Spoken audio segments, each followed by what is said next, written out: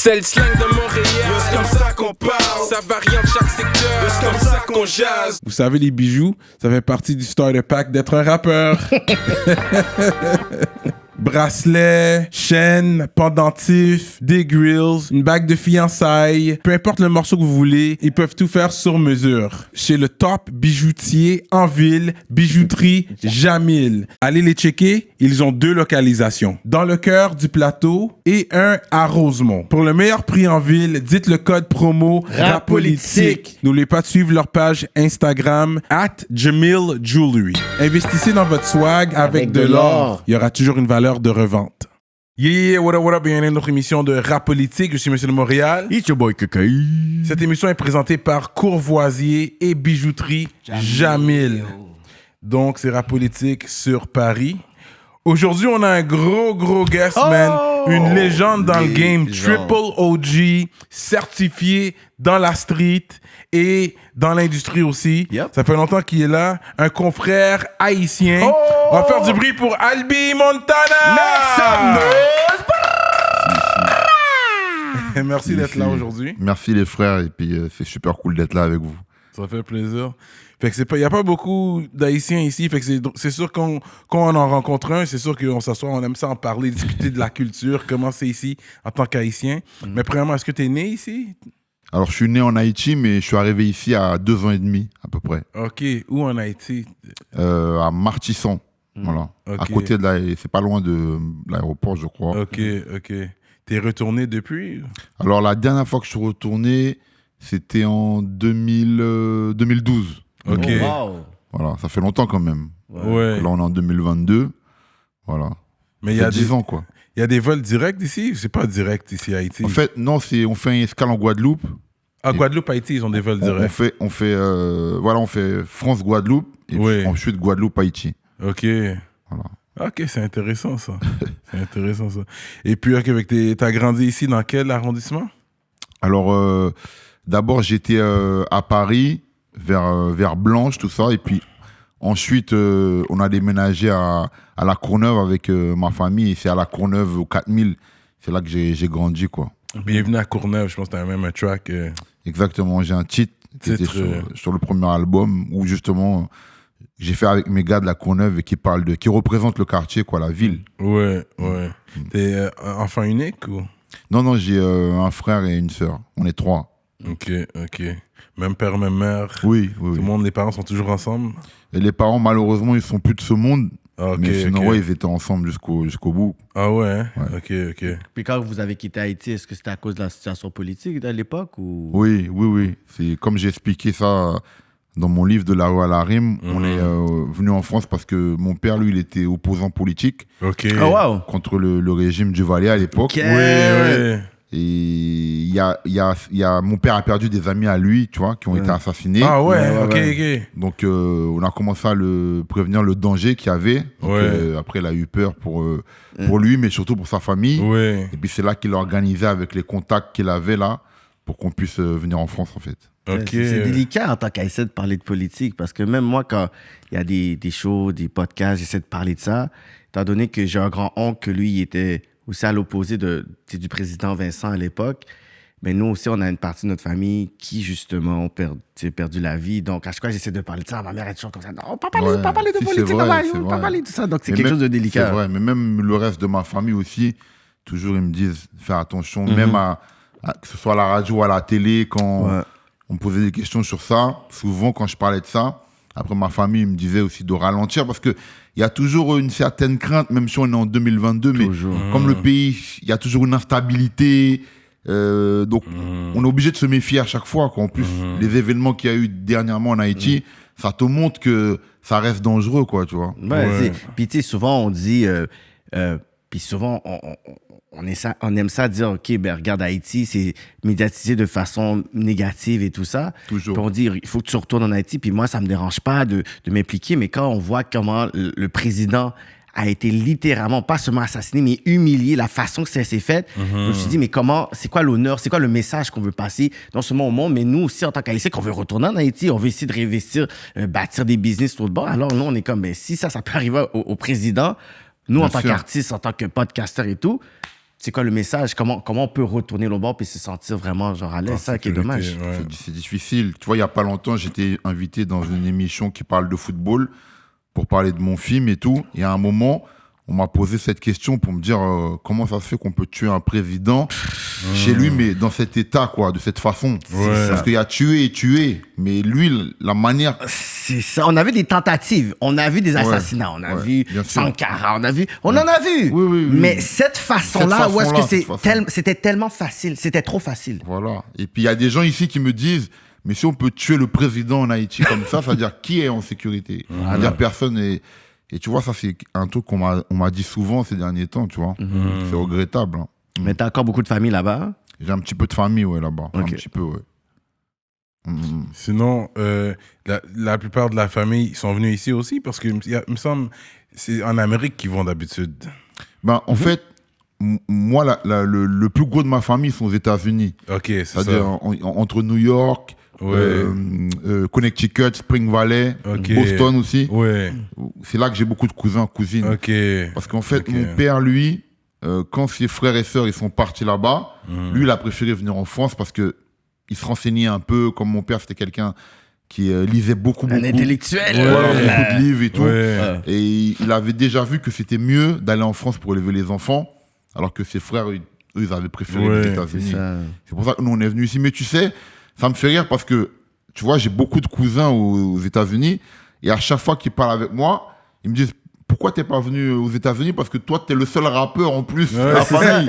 T'as répété Lil Wayne, c'est ce que tu nous fais là. C'est ça que tous mes cousins ils disent ça, tu vois. Parce que eux ils font pas du rap. Mais Ouais. quand ils regardent les trucs que je fais en France, tu vois, depuis longtemps, Ouais. ils m'ont dit putain, t'es le seul rappeur et t'es venu en France. Ouais. Pourquoi t'es loin comme ça? Ouais, c'est drôle. C'est vrai, hein? C'est vrai. Ok, fait que les parents, ton père était quand même un homme éduqué, Ouais. il est studieux et tout. Fait que quand t'es venu ici, c'était important que t'ailles à l'école. Pour lui, oui. Pour lui, c'était important que j'aille à l'école. Bon, mon père, je vais pas te cacher, il détestait le rap, hein, tu vois. Quand Ouais. à mon adolescence, quand j'ai commencé à faire les premiers freestyles, tout ça, nanani, dans ma chambre, avec les radios cassettes sur les instrus, Ouais. mon père, il a entendu ça, il est rentré dans ma chambre, il était énervé, il a enlevé la cassette, il a dit, qu'est-ce que c'est que ça, tu vois. Tu vas à l'école, tu travailles. Donc, c'était difficile. Après, je rappais un peu en cachette, tu vois, nanani, au fur et à mesure. Donc voilà, c'était pas quelque chose qu'il aimait, quoi. Nous vînes boy ici, puis c'est rap pour pas le faire. C'est ça, Ouais, c'est exactement ça. Et rap. Ah ouais, je suis pas Mais content même. T'as tenu ton bout quand même. Mais est-ce que t'as complété l'école? C'est quoi la dernière année que t'as Non, complété? j'ai été jusqu'au bac pro, et puis après, j'ai arrêté après. Parce que là, le rap, la rue, le rap qui t'appelait. La rue, le rap, voilà quoi, les premières compilations. Voilà quoi, on va dire j'ai enregistré sur une première compile avec un premier titre qui a fait parler un peu. Et puis à partir de là, il y a un producteur qui s'appelle Baïef qui a monté un label indé qui s'appelle Menace Record. Il avait monté ça et puis il a entendu parler de moi.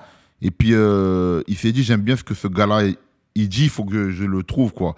Et puis il est parti dans ma cité à l'époque, au 4000 à la Courneuve, et puis me chercher. Mais il m'a pas trouvé, j'étais pas là. Parce que j'étais plus dans la street, dans mes business. Et puis quand il est tombé sur les gars aussi, les gars ils ont dit ouais, laisse-le tranquille, il faut pas l'emmerder avec le rap. Lui, c'est la street, il fait son business et tout. Bon, il était pas découragé, il est revenu une deuxième fois quand même. La deuxième fois qu'il est revenu, il est tombé sur moi. Il m'a dit écoute, moi je monte un label indé pour montrer que les indépendants, on peut faire les choses. Il avait un peu comme modèle tout ce qui était No Limit, Masterpiece, Suge Knight. Ça, il m'a T'as dit... une pochette comme ça, un peu à la No Limit. Exactement. Mais oui, dans le temps, Oui, c'était ça exactement. l'infographie qu'il fallait. Ouais, exactement, tu vois. Et Baïef me dit, moi, je veux que tu sois mon gars, tu vois, qui soit la vitrine de mon label, qui représente mon label, et on fait le chemin ensemble. Et c'est comme ça qu'on a commencé, que j'ai signé avec lui dans ce premier label, Menace Record, et qu'on va sortir ce premier CD, justement, avec une pochette un peu à la No Limit. Ouais. Mon premier CD qui s'appelle T'as ma parole, quoi. Ouais. Voilà, c'est comme ça que ça va commencer, quoi. Ça, c'était quoi, 98, 99? C'était 99. 99. Voilà. End of the 90s. Get.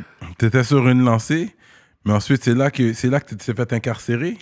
Voilà, exactement. C'est-à-dire, l'album sort, et puis quand l'album est dans les magasins, dans les bacs, comme moi, j'avais gardé vraiment mon pied dans la rue. C'est ça que j'avais expliqué à Baye. J'ai dit, OK, je signe avec toi, mais tu sais, je suis dans la street, je fais mes affaires dans la street. Et puis quand l'album est sorti, Donc, moi, j'étais toujours dans la street en train de faire mon business. Et puis, j'avais beaucoup d'ennemis aussi, tu vois. J'avais beaucoup d'ennemis par rapport à ce que je faisais. Tu vois, il y a même des ennemis qui étaient rentrés dans des magasins, prendre des albums à moi, tu vois, faire n'importe quoi, tout ça. Et du coup, donc, j'avais des histoires sur le dos. Et avec ces histoires, donc, je me suis retrouvé mêlé dans la tentative de meurtre. Mais le truc, c'est que moi, on m'a accusé de tentative de meurtre, alors que je vous le dis à vous, beaucoup de gens le savent en France, c'était une légitime défense. Mais comme je faisais du business, il y avait sous fond de drogue, sous fond de business. Donc les juges, eux, ils ont mis tentative d'homicide. Mais la vérité dans cette histoire, et tout le monde le sait, j'ai expliqué ça dans mon livre de la rue à la Reine. Là, tu peux en parler publiquement sans problème. Là, maintenant, oui, parce que c'est jugé depuis des années. Ouais. Parce que la vérité, c'était, moi, j'étais dans ma voiture et mes ennemis sont arrivés. En fait, où j'habitais, le parking donnait de chez moi, je descendais les escaliers pour arriver à ma voiture, en fait. Et quand j'arrive dans ma voiture, en fait, mes ennemis, ils étaient cachés, tu vois. Et puis, quand je rentre dans la voiture, ils mitraillent la voiture. Ils mitraillent la voiture. Donc, moi, je me baisse comme ça, les carreaux exposés, tout. Donc, je prends mon arme et le premier qui était devant, en fait, c'est sur lui que j'ai tiré. Il est tombé. Quand il est tombé, les autres, ils ont tous couru, tu vois, ils sont partis. Lui, il est resté au sol. Donc, maintenant, bon, c'est vrai, moi-même, je croyais qu'il était mort parce qu'il ne bougeait plus.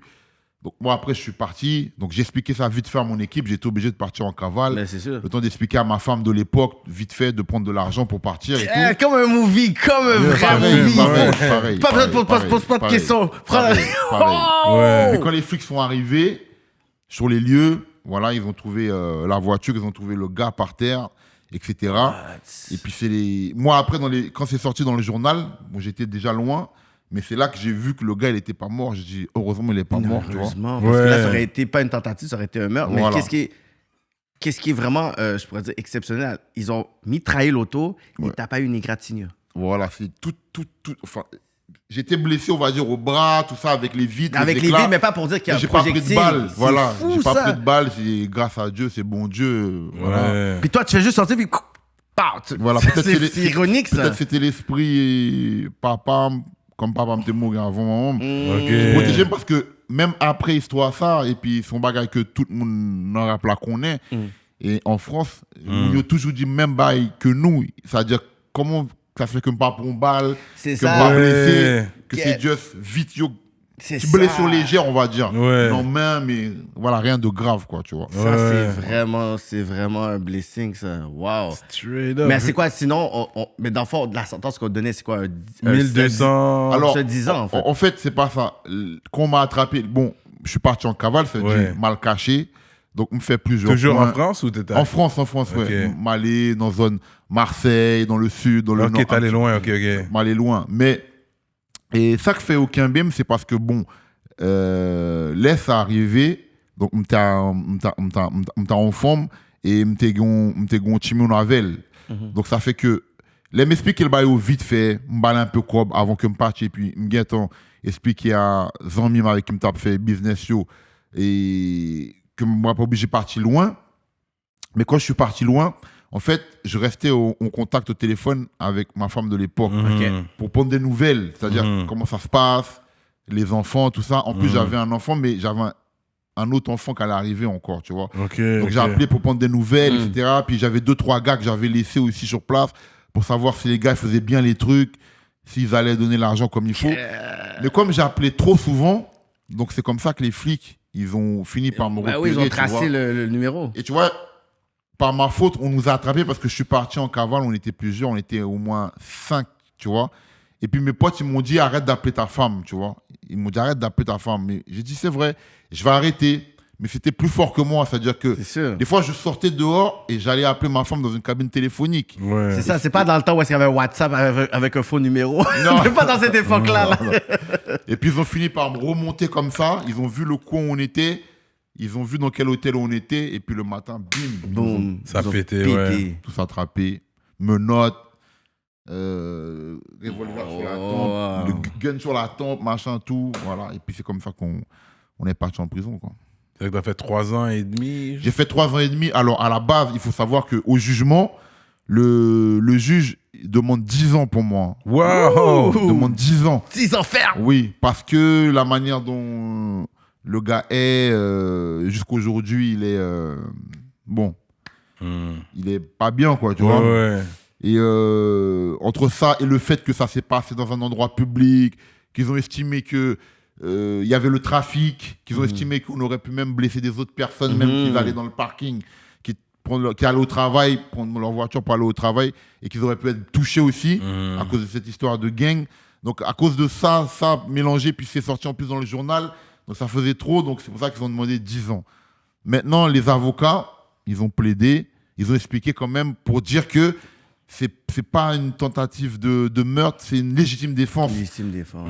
Ils ont plaidé pour expliquer, pour dire que mon client, en parlant de moi, qui était dans la voiture, il aurait pu mourir déjà. Oui. Parce qu'avec tout ça de balles, il aurait pu mourir. Ouais. C'est un miracle, il n'a pas pris de balles. Et puis de deux, ils ont dit en plus, s'il n'était pas armé, s'il n'avait pas d'arme dans la voiture, Il serait mort. il serait mort parce que les autres l'auraient tué. Donc voilà, ça serait fini comme ça. Ouais. Donc ils ont dit que c'est une légitime défense parce que c'est son arme qui l'a sauvé. Donc ils ont plaidé comme ça, expliqué tous les trucs. Et c'est ça qui m'a ramené à 3 ans et demi, tu vois. Au lieu de 10 qu'eux demandaient. Ouais. Waouh.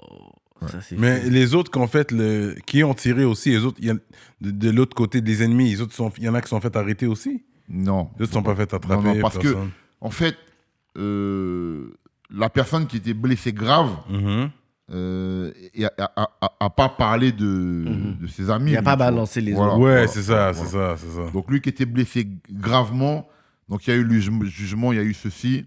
Après, il a eu une indemnisation à l'époque, je ne me rappelle plus, mais ils lui ont donné une grosse somme, tu vois, à l'époque par rapport à son état, tu vois. Et puis voilà, c'est comme ça que ça s'est fini. Bon, moi j'ai fait les 3 ans et demi, et puis après je suis sorti, tu vois. Mais pendant ces 3 ans et demi dans le placard, là, est-ce que tu disais ma carrière de rap est terminée, c'est fini, je retourne dans la street, ou tu avais toujours espoir quand je vais Non, sortir? Tu étais plus motivé à écrire. Non, en fait, pour moi, ma carrière de rap était terminée, parce qu'en fait, quand je suis arrivé en prison, tu vois, quand ils te mettent dans le fourgon, des fois, il y a des gens, ils entendent ton histoire dans le tribunal, des autres, ils entendent. Donc, il y a plusieurs mecs qui ont entendu l'histoire que j'étais là pour une tentative de meurtre, que le mec était dans un état grave. Ils ont même entendu, le mec va peut-être mourir, etc. Tu vois. Donc, ce qui fait que quand je suis arrivé dans la prison, les mecs, ils m'ont tous cassé le moral, tu vois. Tout le monde m'a dit, ah, lui, c'est fini, il est parti pour 10, 12 ans, tout ça, tu vois. Donc, quand tu tournes en promenade et que tout le monde, ils disent que toi, ton cas, c'est 10, 12 ans, t'as pas envie de penser au rap, tu vois. Moi, j'avais pas le rap dans ma tête. Tout ce que je me disais, c'était que je pars pour 10, 12 ans. Pour ma famille, c'est chaud. Donc voilà. Donc je pensais pas du tout au rap. Pour moi, le rap, c'était terminé. Ouais, je comprends. Le moment où j'ai pensé un petit peu au rap, parce que le juge voulait pas donner de permis de visite, ni à ma femme de l'époque, ni à mon producteur, ni à personne. Il a mis du temps. Donc il a mis, peut-être, ça a mis 6 mois au moins. Et puis quand mon producteur, il a pu me donner les nouvelles, il y avait un journal qui était sorti et qui parlait de mon premier CD qui était dans les bacs. Ouais. Et mon producteur me dit, regarde, même si tu n'as pas vendu beaucoup de disques et tout, tu es parti en prison vite, mais il m'a dit, regarde, les gens parlent quand même de toi dans les magazines de rap, même dehors aussi, dans l'underground, ça parle beaucoup de toi, il y a quelque chose à faire. Et quand il m'a dit ça, c'est là qu'on va dire, j'ai commencé un peu à réécrire quelques textes. Et surtout, c'est l'avocat aussi qui m'a beaucoup motivé, parce que l'avocat m'a dit, on va plaider la légitime défense, on va faire le maximum, parce que en plus, vu les photos de la voiture, l'état, l'action, comment ça s'est passé, on a de quoi prouver que c'est une légitime défense, que si tu n'avais pas tiré sur le gars, tu serais mort alors qu'il est. Donc voilà, c'est tous ces trucs-là qui m'ont donné un peu de courage et qui ont fait que j'ai commencé un petit peu à réécrire dans la prison, en fait. Avant de continuer, je dois vous parler de notre sponsor fidèle, l'atelier duo de chef.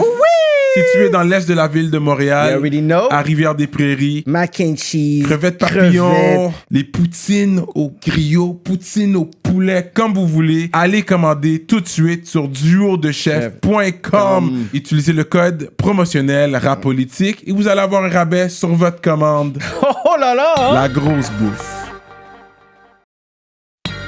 Yo, Cyrano, tu connais le magasin Prohibition? Shout out to High Times. C'est les boutiques qui vendent un peu partout au Québec des accessoires pour Pourquoi? de Yo, c'est quoi qui se passe là? Je comme. Attends, laisse-moi qui me voir. censure comme ça? checkez Prohibition, votre boutique préférée et fièrement montréalaise pour tout accessoire de... C'est ça que je te dis, bro. Pour ceux qui consomment une plante verte. En vertu de l'article 50 de la loi sur la réglementation du cannabis du Québec et sauf autorisation en vertu de la loi, il est interdit de promouvoir le cannabis ou un accessoire de cannabis ou tout service lié au cannabis. Pour plus d'informations, visitez prohibition.com. Prohibition, en vend ce qu'on ne peut pas dire depuis 1984. Puis juste savoir, quand t'es en procès puis t'es en prison, mais t'es en procès, parce que je sais, Québec, des fois, ils ont une loi qui dit tu peux faire chaque jour que tu fais, ça compte pour 2 jours, on va dire, un temps double. Parce que t'es toujours en procès. Ouais. Fait que pendant que t'es en prison, c'est chaque jour, ça compte pour 2 jours. Est-ce que c'est comme ça ici? Est-ce que t'as... Non, ici, tu gagnes une semaine. Si je me rappelle bien, mes souvenirs sont bons. Il me semble que tu gagnes une semaine par mois, il me semble. Ok. Ah ouais? C'est à peu près ça. Ah, quand même. Ça veut dire chaque mois, fini, il te donne une semaine, en fait. Ok. Ouais. En attendant ton procès, en attendant ton jugement, dans le fond. Voilà, ça peut près c'est mieux, je pense que le temps double, c'est mieux. Ouais, ok, c'est intéressant quand même. Alors que ensuite t'es sorti, t'as fait ton temps. Voilà.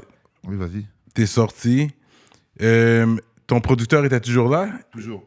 Comme pendant que t'étais en dedans, tu l'appelais, vous êtes toujours en contact? On ne pouvait pas appeler, mais on écrivait des lettres, tout ça, on faisait passer les messages. Okay. Et puis ils avaient donné le permis de visite à ma femme, ma soeur, lui aussi. Donc voilà, j'avais beaucoup de nouvelles de dehors parce que maintenant j'avais des permis de visite.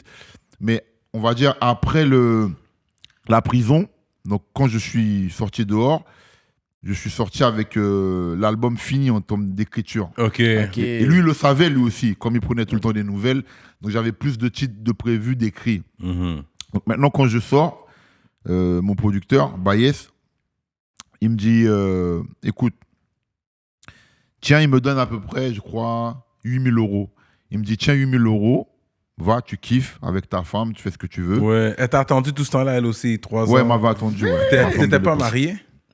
Si, j'étais marié avec elle. Ah, ok, mais si t'étais marié, t'avais le droit, comme les visites conjugales. Oui. Non, en France, t'as pas de visite conjugale. Enfin, quand t'es en mandat de dépôt comme ça, moi j'étais en mandat de dépôt, moi. Ok. Jusqu'à mon jugement. T'as pas de visite conjugale. Ok, tu pouvais t'as pas les baiser parloirs ta normal. femme. Okay. Mais avec ma femme, on s'est débrouillé quand même, tu vois. Ok, débrouillé. Quand même. N'a joué quand même. Quand même. Ouais. Voler baillot, voler table, toute bagarre. Ouais. Depuis le vini correct. Ouais. nous just fait baillot, voilà, vite. Voilà. Bon, gonjou, yo même Kembem, et puis me fait mitard. Ça veut dire que. Puis mitard là, c'est une sorte de cellule que yo mettent là-dedans qui n'est pas grand rien même. Ok, comme un trou. Pas comme un tout lié, voilà. Yo là, non tout, pas grand rien, pas rien carbone, pas rien de l'eau, pas grand rien. Parce que dans cellule là, on carbone, ou même gâter les, et puis, bah, qui acheter ou qu'à manger, mais là, on mitard, c'est comme si on tout, pas grand rien, fait noir, bah. Et puis, go là, yo t'es qu'un bim, t'as fait bah, à madame moi, et puis voilà, yo condamné mieux, bon, 7 jours. Ah, 7 jours de plaisir, c'est 7 jours de plaisir. 5 minutes de plaisir. C'est quoi ce 7 jours-là? Je vais le prendre extra. Parce que mon nez, il faut que. Bonne quand même. C'est sûr. Pendant 7 jours, juste ma poste à. Bah, yo, me défend madame. Ouais, c'est ça.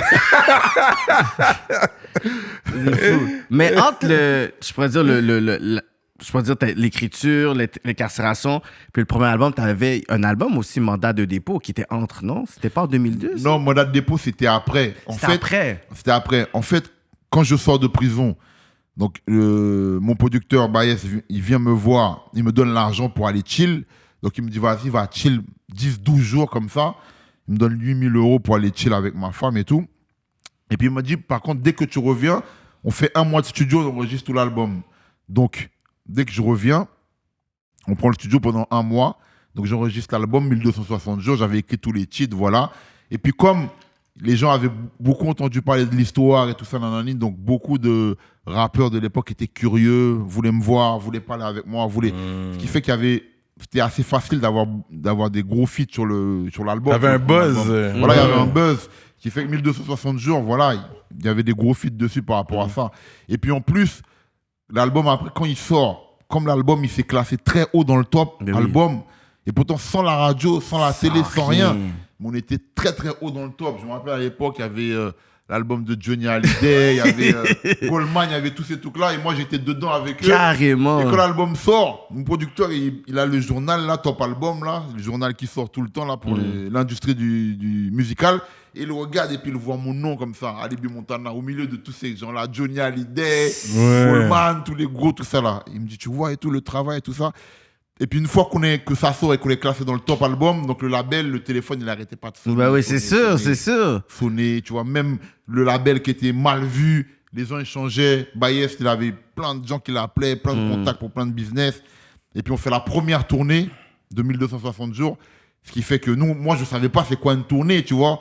Donc quand les promoteurs, ils me disent ça, ils me disent avec tous les albums que tu as vendus, le buzz, l'attente qu'il y a, on fait une tournée sur toute la France. Donc, même moi, au début, je crois que c'est une blague. Le mec, quand il me fait, tu vas à Lille, Béziers, Marseille, nani. Avec les chiffres à chaque date. Comme, voilà, attends, on va sur ça par chaque date. Ouais. Et puis, j'emmène mes gars avec moi. J'emmène Alino, mon petit frère. J'emmène les potes de la Courneuve. J'emmène, tu vois. Et puis, chaque fois, on est dans une ville différente. Et puis, c'est sold out, c'est plein. Et puis, les gars, que des Kaira, tu vois, gang. Et puis, les gangs, ils chantent avec toi, tu vois, chaque soir, tu vois. Ouais. Donc, c'est un truc de ouf, tu vois. T'arrives pas à le croire, tu vois.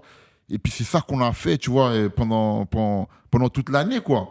Mais Baez, qu'est-ce qu'il me dit, mon producteur? Baez me dit, commence à écrire le deuxième album. Déjà. Et je dis à Baez, mais tous les soirs je joue, tout ça, et je fais toute là. Il me dit, c'est pas grave. Il me dit, écris quand même. Profite là, le buzz est là. On vend les disques. C'est bon ça, parce qu'il a dit, calcule déjà le prochain move, parce que là, c'est beau, là. Voilà. C'est beau, mais quand ça va se calmer, c'est quoi que tu vas faire? Exactement, il me dit commence à le faire. Et puis moi, je voyais pas ça, j'étais vraiment dans l'amusement, tu vois.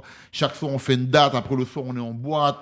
Tu vois, le public, c'est le kiff. Et puis après, il parle avec moi, et puis je vois qu'il a raison. Et je commence à écrire. Donc, je commence à écrire à l'hôtel. Bon, des fois, j'écris même dans le bus tour, qu'on est sur la route, tu vois. On fait d'une ville à une autre ville. Des fois, on fait des trajets de 7 heures, ça dépend qu'on traverse la France. Donc, je profite à écrire. Et puis, j'arrive à peu près à 22-23 titres. Donc, Baez, voilà, j'ai écrit 22-23 titres. Il me dit, bon, c'est bon. Il me dit, OK, on va faire une pause sur la tournée. Comme ça, on va enregistrer le deuxième album. Wow. Et puis après, c'est comme ça qu'on a fait. Et puis, deuxième album, pareil, beaucoup de gros feats dessus parce que voilà, le buzz est là. Et puis, l'histoire aussi, ça fait le tour de la France entière. Donc voilà, on enregistre le deuxième album aussi. On prend un mois, tu vois, pour enregistrer à peu près le deuxième album, Numéro d'écrou. Et puis, quand Numéro d'écrou sort, pareil, même succès que 1260 jours, même plus, tu vois, on se classe encore plus haut dans le top. Et puis, ça veut dire que les deux albums sont dans les bacs et les deux albums sont dans le top. Parce que, c'est fou, entre-temps, ce qui s'est passé, c'est que 1260 jours, il était sorti du top, tu vois, après plus d'un an. Mais quand Numéro d'écrou sort, il vend beaucoup et il fait remonter l'autre. Ça veut dire que dans le top, les deux albums, ils sont classés dans les charts, tu vois. Voilà, donc ça fait du bruit, ça nous donne encore plus de buzz. Et puis, on refait la tournée de Numéro d'écrou, donc plein de villes par derrière. Après, cette fois, ça passe un peu par l'étranger, Belgique, Suisse, un peu d'Afrique, tu vois. On fait en Afrique, performer. Côte d'Ivoire, des pays comme ça, tu vois. Non, c'était vraiment très lourd, quoi. Mais est-ce que tu peux dire que c'est toute l'histoire qui s'est passée qui a été un effet marketing? Je pense, oui. Parce que le monde ils ont vu ça, c'est 57 son truc. Non, c'est l'effet parce que faut savoir que on a fait tout ça sans radio, sans télé. C'est-à-dire qu'il n'y avait pas de playlist. C'est-à-dire qu'à cette époque-là, moi, je me battais dans le top album avec des gars qui étaient joués toute la journée à Skyrock. C'est ça. Johnny Hallyday, franchement. Voilà, que leurs clips passaient même, je te parle même des rappeurs. Il y avait des rappeurs qui étaient en major. Ils passaient toute la journée à Skyrock, leurs clips, leurs titres, etc. Enfin, leurs clips à la télé. Et j'étais dans le top album avec ces gars-là, tu vois, sans radio, sans télé. Mais la street avait validé les albums, tu vois. La street avait validé l'histoire. Et puis, dans chaque ville qu'on allait, partout en France, tu vois, le monde était là, tu vois, c'était partout, c'était plein. Même les radios, parce qu'on faisait des radios indépendants des villes, souvent avant que je joue, tu vois. Par exemple, je garde le souvenir, je joue à Strasbourg, l'après-midi, je fais une radio indépendante qui est à Strasbourg, et avant d'arriver pour faire l'émission, en bas de la radio, c'est rempli comme si c'était un concert. Et l'animateur, il sort dehors, il vient me voir dehors, il me dit, excuse-moi, c'est pas de ma faute. Il savait que tu passais, et c'était blindé, et on a mis peut-être une demi-heure avant de commencer l'émission. Tellement il y avait du monde en bas. Tout ça. Donc voilà, tu vois, je garde vraiment un super souvenir de tout ça. Et puis mes gars aussi qui étaient avec moi, tu vois, de la cité, il y en a plein, c'était la première fois qu'ils sortaient aussi. Ils sortaient, qu'ils allaient aussi loin, tu vois. Ouais. Ils faisaient le tour de la France. Donc, tu vois, même ces mecs-là, même jusqu'à maintenant, il y en a, tu vois, ils sont pères de famille, ils travaillent. Ils me parlent de cette époque-là, tu vois. Ils me disent que c'est le kiff de leur vie. Mais ça a peut-être changé aussi leur vie parce que quand tu es dans le hood, tu vois toujours les mêmes affaires, tu penses que c'est juste ça le monde, tu penses que c'est juste ça que la France a à t'offrir. Puis quand tu voyages, t'es comme, mais je veux vivre ça, je veux profiter de ça.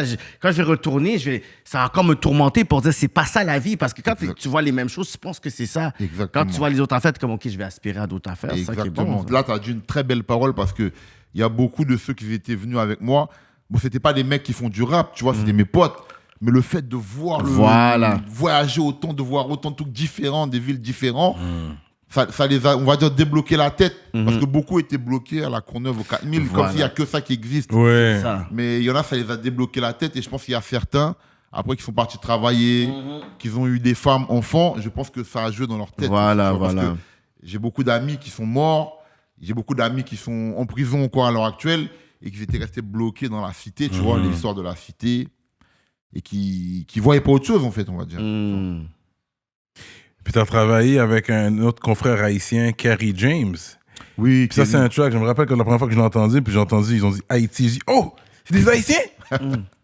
Ouais, exactement. Ouais, avec Kerry, c'est un bon gars, tu vois. Ouais. C'est un mec on a beaucoup parlé, moi et lui aussi. Il a compris aussi mon histoire, tu vois. Ouais. Et puis, tu vois, même le dernier album que j'avais fait chez Because, il y avait encore un morceau avec moi et Kerry encore, tu vois. On s'était retrouvés en studio pour faire encore un autre morceau ensemble parce que le feeling, il est toujours bien passé. Et puis en plus, entre Haïtiens, tu vois, on avait beaucoup de points communs, tu vois. Donc voilà, comme il me disait toujours, il me disait que c'est vrai que lui, il aurait pu connaître la prison lui aussi comme moi, tu vois, à un certain moment de sa vie, mais qu'il a su éviter, tu vois. Ouais, avec Mafia qu'un frère, je sais qu'il était deep dans la street à un moment donné, lui.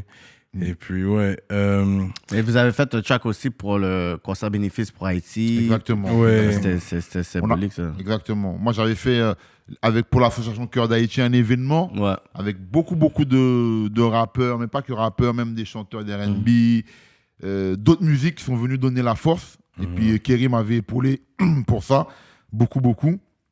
Et on a pu récolter des fonds pour l'association, c'est-à-dire pour envoyer du matériel médical, matériel scolaire, pour aider aussi les orphelins qui ont perdu leurs parents pendant le tremblement de terre. Donc voilà, c'était vraiment très, très, très émouvant, tu vois, pour... Bon, on va dire tous les rappeurs, tous les chanteurs, tous les artistes qui nous ont aidés, mais pour Kerry James et moi, comme on est tous les deux haïtiens, c'était c'est plus symbolique. C'est plus émouvant. Ouais. Je sais que lui, il s'est converti à l'islam. Est-ce que toi, tu t'es converti? Oui, je me suis converti à l'islam. Après, moi, j'aime pas trop parler de la religion parce que je trouve que c'est personnel, tu vois. Ouais. Donc, voilà. Après, est-ce qu'il y a eu un problème avec la famille? Surtout les familles haïtiennes, c'est très catholique, très chrétien. Ils sont très christianisme. Fait que, est-ce que les parents, ils t'ont questionné sur ça? Ils ont accepté ou ils étaient comme, pourquoi tu fais ça? Bon, c'est difficile jusqu'à maintenant. On va dire, c'est ça. C'est difficile, tu vois. C'est pour ça que ça, c'est des sujets que j'aborde pas beaucoup, tu vois. Ouais, je comprends. Même dans les médias, je parle rarement de ça parce que, en plus, surtout nous les Haïtiens, tu vois, c'est très important la religion, la prière, tu vois. Et voilà, depuis tout petit, quoi. Donc voilà. Donc c'est vrai que c'est des trucs, c'est des bagailles que il n'y a pas qu'à comprendre, même jusqu'à maintenant même. Donc bon, après c'est la vie, tu vois, il faut faire avec, mais bon. C'est que la bouffe nationale, c'est sûr, on est connu pour notre griot, notre bricolé, des trucs comme ça. Fait que c'est sûr, quand tu vas manger dans un resto haïtien, tu t'assures que je veux pas de griot dans mon assiette.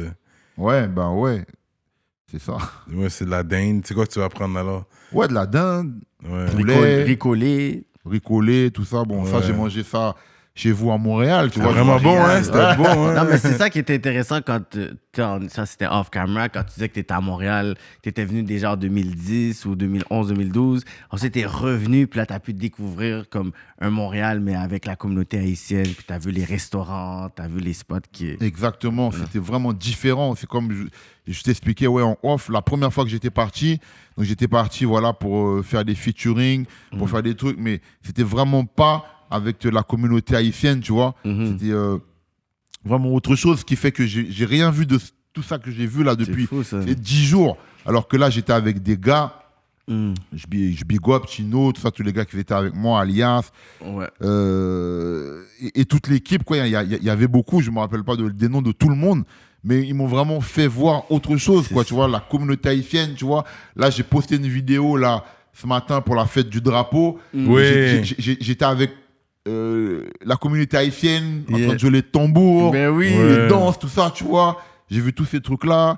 Non, c'était vraiment un kiff. Et puis, les rappeurs aussi haïtiens de Montréal, tu vois. C'est-à-dire que la première fois que j'étais parti là-bas, j'avais pas eu l'occasion de voir tout ça, tu vois. Donc, c'est vraiment... Là, cette fois, c'était vraiment différent, tu vois.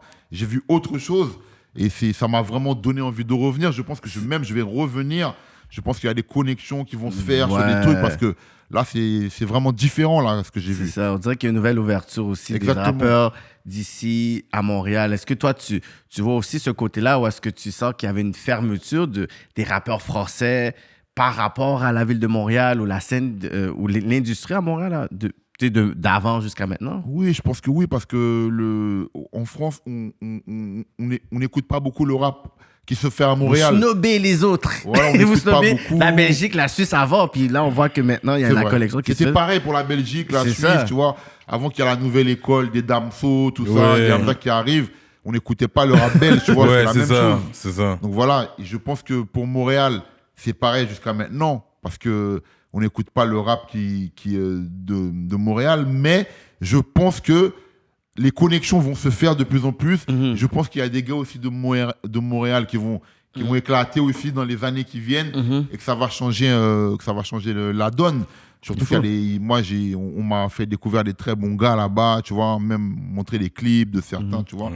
Donc, je pense que vraiment que dans les années, même pas les années, même les mois à venir, il va se passer des trucs France, Montréal, tout mais ça. Les Montréalais doivent venir ici. Ils doivent venir ici, faire des 2-3 semaines, connecter avec les gars d'ici.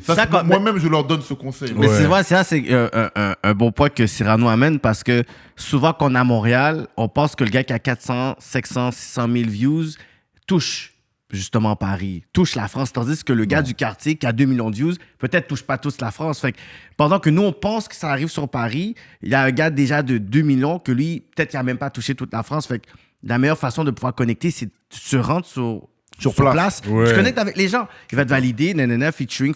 Ensuite, tu vas revenir, ils vont voir ton visage. Là, ils vont te consigne parce que c'est comme ça, le rap, c'est un peu de compétition, puis c'est une question de clic. C'est une question de famille. Fait que si toi, tu te fais valider, là, on va dire, OK, tu sais quoi, quand tu vas voir ton son, là, on va te pousser. Là, après, les autres personnes vont dire, ah, OK, lui, il est validé par un tel ou tel, parce que c'est pas seulement un talent, c'est une question de d'où tu viens, c'est quoi tes codes, c'est avec qui tu représentes. Exactement. Dès qu'on est capable de voir ça, OK, now we can fuck with you. Si c'est un rappeur, t'es juste talentueux, OK, ben va faire de la pop parce que nous, c'est du rap. Le rap, c'est différent des autres musiques. Voilà. C'est-à-dire le terrain, la connexion, c'est très important. Tu vois, pour faire les choses. C'est-à-dire les vues ne suffisent pas pour dire que tu vas être validé dans tel pays, tu vois. Non, je pense que le terrain, c'est très, très important. Et il n'y a rien de mieux que d'être là sur place, hop, tu vois, de faire la connexion sur place. Je pense que moi-même, c'est le conseil que... Si je dois donner un conseil, tu vois, à des rappeurs de Montréal, c'est ça. Tu vois, c'est important de venir sur le terrain pour faire les connexions. Tu vois. Wow. Est-ce que tu pourrais dire que ton premier, single plus commercial, c'est le featuring avec Zams? Oui. Ouais. C'est ça, 100%.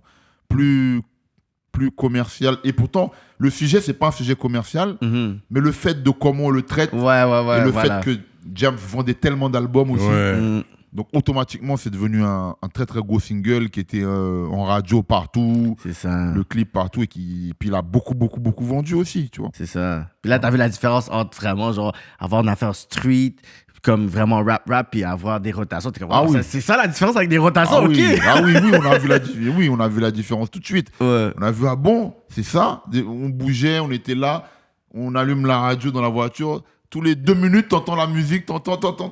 Ah, ok. C'est ça, être en playlist, on une grosse rotation, tu vois. Mais tu sais, c'est plus qu'on on entend, puis on interviewe des rappeurs, qu'on voit qu'il y a une certaine nostalgie de beaucoup de personnes par rapport à Diams, dans le sens qu'elle était très real avec beaucoup de rappeurs, puis comment elle aimait aussi certains, tu sais, peut-être des rappeurs qui auraient été plus, je pourrais dire, qualifiés street, qu'on n'aurait nécessairement pas fait un featuring en tant que, tu sais, dans la lancée qu'elle était, mais on voit que, tu sais, elle avait un côté qui était terre à terre, qui était vraiment comme, you know what, je vais faire de la musique avec toi, même si c'est pas dans les codes du pop music, je vais le faire quand même. Fait que c'est comme s'il y a ce côté-là où est-ce qu'on est comme, you know what, est-ce qu'elle va vraiment retourner à un moment donné? Est-ce qu'elle va vraiment retourner à la musique ou c'est vraiment définitivement, écoute, on peut pas s'attendre à ça. C'est pas, là, j'ai vu qu'elle vient de sortir son film, là. Ouais. Donc, j'ai pas encore regardé, je vais regarder.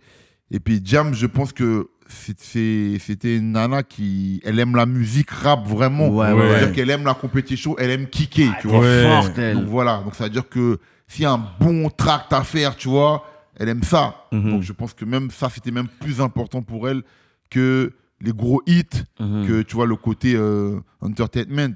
Et c'est pour ça que, tu vois, on n'a pas eu de mal à faire le morceau. En plus, surtout quand je lui ai dit, j'ai dit ce morceau, c'est un morceau que j'avais déjà pensé à ça à l'époque quand j'étais en prison, tu vois. Je lui ai expliqué ça. On a parlé longtemps le soir et tout, avant d'écrire et tout. Elle m'a posé des questions sur la prison, comment ça s'est passé, comme je suis resté longtemps. Même mon affaire, tu vois, elle avait entendu dans les journaux, elle avait vu l'histoire, tu vois. On a vraiment bien parlé de tout ça. Et puis après, on a écrit ensemble le soir et tout. Et puis, elle m'avait dit qu'elle avait pris beaucoup de plaisir à faire ce morceau, tu vois. Wow. T'avais aussi un clash, il me semble, avec Booba dans le temps. Vous avez eu un clash, vous. En fait, c'est un clash sans être un clash, en fait. Parce que l'histoire, j'en ai parlé encore récemment, c'est le morceau Code 187 Ouais, avec avec Ousni, ouais, avec Rof. Sefiu et Kamel l'Ancien. Je sais pas pourquoi, mon couplet, tout le monde a commencé à dire que mon couplet, c'est sur Booba. Parce que c'était trop violent, c'était trop comme... Wow. Ouais, mais tout le monde, c'est-à-dire dans toute la France, les gens, ils ont décidé que c'est sur Booba mon couplet. Ok. Donc, c'est-à-dire que à chaque fois que je partais dans une ville, tout le monde disait ça. Ah, t'as sauté, hein? T'as comme quoi, sauté quoi? Et moi, je disais, mais non, c'est pas sur lui, j'ai que mon couplet. Le morceau, c'est un morceau et tout.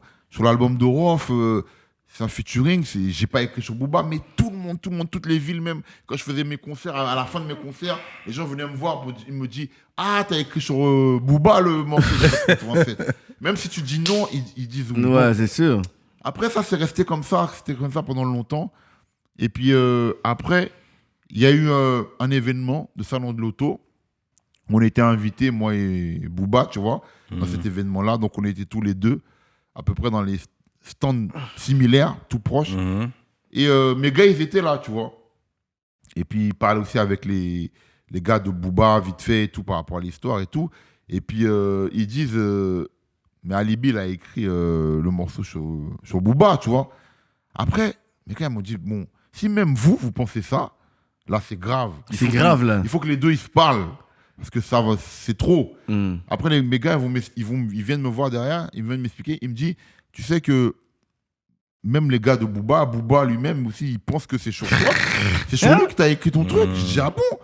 Même lui, il pense ça. Il me dit, ouais. Non, c'est Après, chaud. j'ai dit, bon, si le public, il pense ça et que même lui, il pense ça, là, il faut qu'on s'explique, là. Donc, du coup, là, je suis parti le voir. On s'est expliqué. Je lui ai dit, donc, tu penses que le morceau, c'est sur toi que j'ai écrit? Lui, il me dit, tout le monde le dit. Même les gars qui sont avec moi le disent, tout le monde le dit. Et j'ai dit, et si je t'explique que c'est pas sur toi? Il me dit, ah bon, c'est pas sur moi? J'ai dit, non. J'ai dit, quand on a écrit ce morceau-là, sur l'album de Rof, moi, je pense pas à toi quand je suis en train d'écrire. Ça n'a rien à voir avec toi. Il me dit, ah bon, et tout. Et quand il me dit, ah bon, je vois vraiment que même lui, il pensait que c'était ça, tu vois. Ouais, wow. C'est-à-dire, je me dis, tu vois, les rumeurs, comment ça peut aller. C'est-à-dire, ça. quand les gens ils disent un truc, c'est-à-dire, ça peut même mettre ça dans la tête de quelqu'un. J'ai eu la preuve avec cette histoire avec Booba.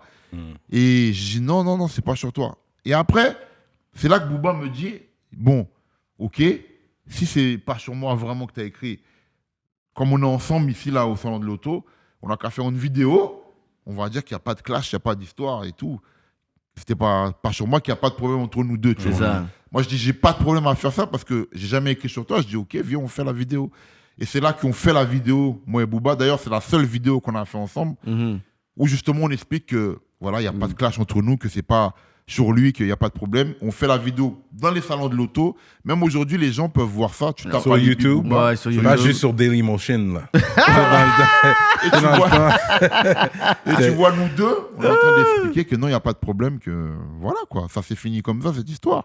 Ok. Mais ça te prouve que Une rumeur il y a une arrive, rumeur, puis l'autre va voilà, parler, voilà. puis yo, la Tellement street ça a parle de dit. droite à gauche, ça arrive dans la tête et même la personne finit par croire que c'est vrai. Ça crée des fois des bifs entre clics puis entre rappeurs pour rien du tout. Que j'avais pas entendu qu'il avait fait une vidéo, ça, j'allais la checker quand même. Oui, la Ça, vidéo, elle est là depuis des années. tu vois. C'est quoi qui s'était passé avec... je pense que un humoriste n'arrêtait pas de t'envoyer des points, des flèches, arrêtait pas d'être sur ton cas. Ensuite, il y a eu une vidéo avec lui. L'histoire, c'est que lui, cet humoriste-là, nous, on le connaissait pas, nous. Tu vois, à l'époque, avec Menace Record. Mon label de l'époque. Mais le mec, il s'amuse à faire des sketchs sur moi, tu vois. Mon producteur, il me dit, mais il est fou, lui. Le mec et tout, il a pas peur et tout. Il écrit des sketchs sur toi, tu vois. Carrément, là. Et il fait 1, 2, 3. Je dis, mais il est malade. On se dit, écoute, on va aller l'attraper dans son théâtre, tu vois. Et puis, on attend un soir comme ça, tu vois. Il jouait dans un théâtre, tu vois, dans le 10e, tu vois. Nous, on débarque dans le théâtre et tout. On rentre. On attend qu'il sorte de scène. Jusqu'à là, il est entré dans les loges. Boum, on l'attrape comme ça, tu vois. On le prend, on l'emmène. Et puis son producteur, il voit ça. Son producteur écrit, ah, ne le tuez pas. Qu'est-ce que vous allez faire ça? Et puis on le tient. Et puis on lui dit, vas-y, viens. Et puis il arrive et tout. Et puis il commence à parler avec nous. Et puis on dit, mais tu dis ne le tuez pas, mais pourquoi il fait des blagues sur moi? Il est fou, quoi. Après, il dit, non, c'est pas en mal. Mais comment ça, c'est pas en mal? Pourquoi il fait ça? Moi, je suis pas son pote. Je ne connais pas, moi. Pourquoi il fait ça? Après, il dit, non, c'est pas en mal. Justement, il a écrit sur toi parce qu'il t'aime bien. J'ai dit, mais j'en ai rien à foutre, moi, qui m'aime bien. Moi, je suis pas son pote. Il fait pas de blagues sur moi. Oh, Et tu choisis un autre rappeur qui fait des blagues. Tu peux pas te permettre de faire des blagues. En plus, je dis, surtout sur un rappeur comme moi. C'est ça. Avec la vie que j'ai. Comment tu blagues sur Pas moi? une parodie, là. J'étais fou. Après, il dit, ouais, c'est vrai, je suis désolé, mais c'est pas en mal, c'est vraiment pas en mal et tout, et tout. Et puis, on le bouscule un peu. Ouais. Et puis, non, me faites pas de mal et tout, c'est pas en mal. Et puis, son producteur, il dit, bon, comment on peut s'arranger, on peut trouver une situation? Et puis, mon producteur de l'époque, il dit, ben déjà, tu vas payer. Après, il dit, ouais, tu vas nous payer. Après, il dit, ok. Je peux vous payer et tout ça, mais pas de violence et tout sur lui, tu vois.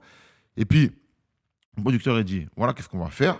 Tu vas nous payer, tu vas nous donner de l'argent, et on va faire comme lui. C'est un humoriste, c'est un comédien qui fait des blagues, et ben, il va qu'à faire un truc de blague comme il fait d'habitude, mais dans le truc de blague, Alibi va le maltraiter, tu vois. Après, il dit, c'est-à-dire, il dit, ouais, bah, il fait une blague, machin, et tout, comme si c'est du rap, mais Alibi, il va le maltraiter, il va le tirer par les cheveux, tout ça, il va le traîner, tout ça. Mais il va pas faire fort. On va faire dans une vidéo et on va faire ça un peu. Après, il se regarde comme ça et puis il dit, tu crois et tout. Après, son producteur dit, ouais, on va faire ça, comme ça, il n'y a plus d'histoire, on arrête des histoires. Yo. Et c'est de là que on s'arrange avec eux pour faire la vidéo comme ça où tu vois que je le bouscule. Il est par terre, t'as son pied sur sa... Ah, tu sais, quand tu parles de l'humiliation ultime, tu regardes la vidéo, puis je suis comme... Nah, man. This is crazy, man. En fait, mes gars étaient vraiment vénères. Je te dis la vérité, mes gars voulaient qu'on le tabasse, tu vois. Ouais. Ils voulaient qu'on le tabasse là-bas, tu vois, dans le théâtre. Et ils m'ont dit même, son producteur, on peut le tabasser aussi, tu vois.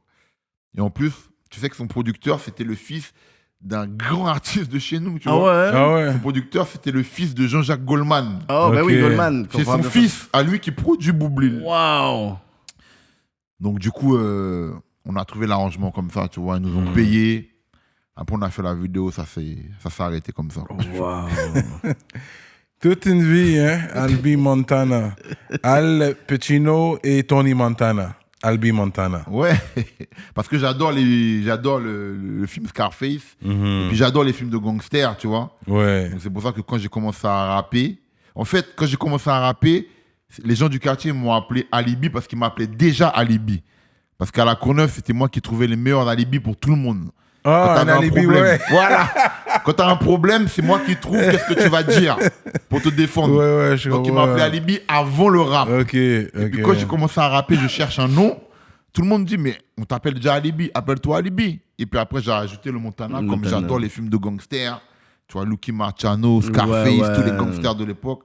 C'est pour ça que j'ai rajouté le Montana. Ok. Dope. Ouais, tu le dis dans Crie mon nom. Semble tu le dis un peu vite fait. Là. Tony Montana, Ali Pacino, ouais. Ouais, c'est Donc, ça. écris mon nom, je le dis, ouais, exact. Ouais. Le groupe NWA représente quoi pour toi? Bon, on va dire que c'est le groupe qui m'a donné envie de rapper. Hein. NWA, Eazy-E. Tu sais que ça veut dire quoi, NWA? Je sais que ça veut dire négro quelque chose, mais je ne me rappelle Ouais, pas du reste. niggas with attitude, ouais. Voilà. Comme moi, je ne suis pas si bon en anglais comme vous. tu vois.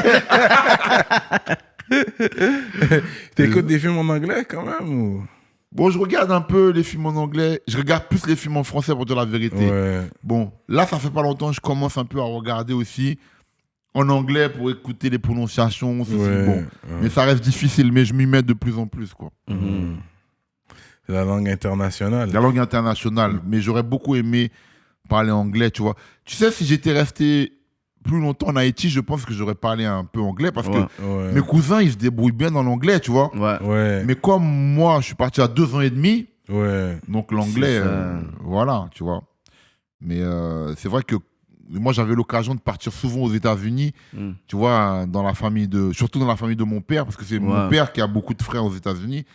Et bon, comme je vous ai expliqué tout à l'heure, hein, tous mes cousins, ils ont dit, putain, merde, toi, t'es un rappeur.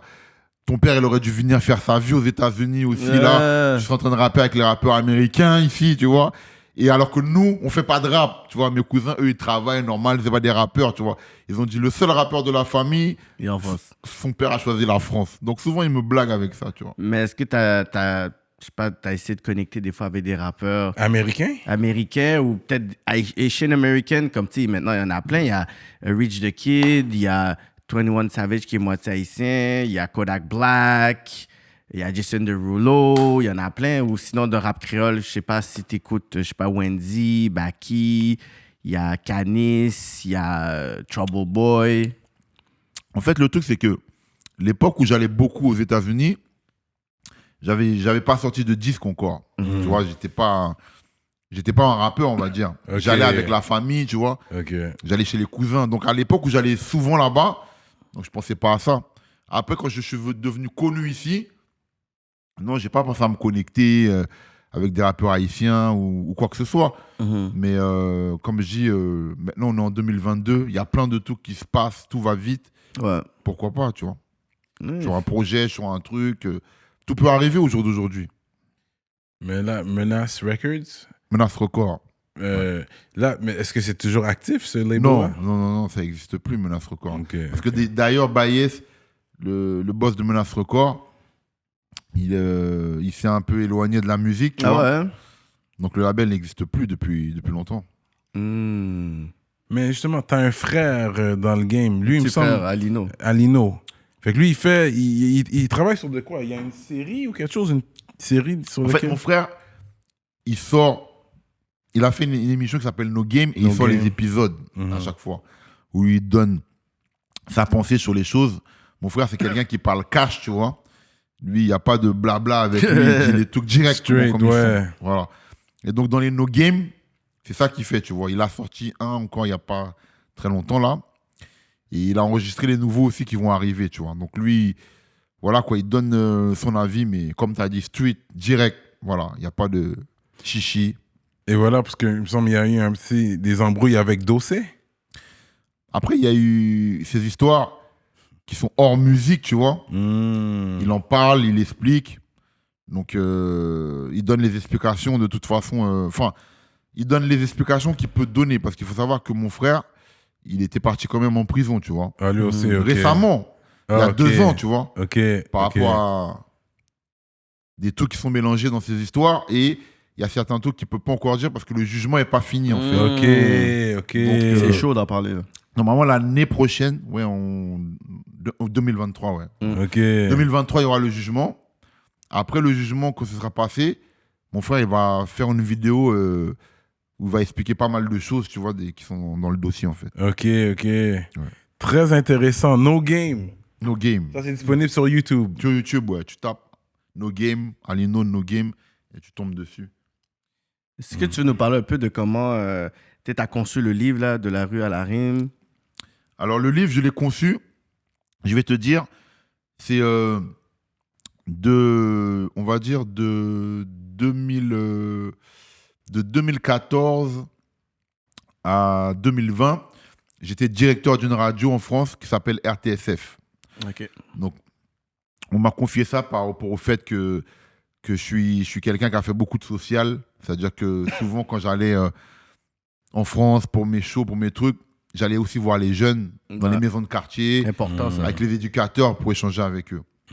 Donc, il y a eu un projet qui s'est fait et on m'a dit, bon, franchement, tu serais bien pour être directeur de la radio, tu vois, mettre les idées en place, etc., de ta vision de comment tu vois la musique urbaine. Donc, du coup, j'ai dirigé cette radio-là jusqu'à début 2019, on va dire.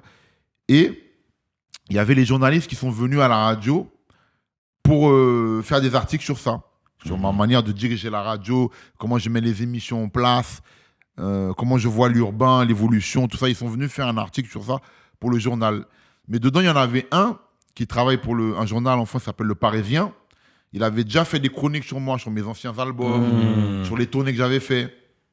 Et puis quand, là, ils sont venus pour écrire l'article sur la radio, et puis ils parlent un peu plus avec moi, mais on parle aussi d'autres choses, par exemple, des autres causes que je soutiens, comme par exemple l'association Cœur d'Haïti, comme il y a une association aussi pour les handicapés que je soutiens, où chaque année, je vais faire un événement pour eux, pour aider par rapport à l'handicap, tout ça. Et puis, les deux journalistes, ils me disent, mais tu devrais écrire un livre parce que tu pourrais parler de la musique, de tes albums, mais en même temps, tu pourrais parler aussi de l'homme, c'est-à-dire ta famille, ton arrivée en France, tes parents, en plus ton père, en plus qui était réfugié politique, les combats que tu mènes pour l'association Cœur d'Haïti, pour l'association handicapés. Il me dit, il y a plein de trucs à parler.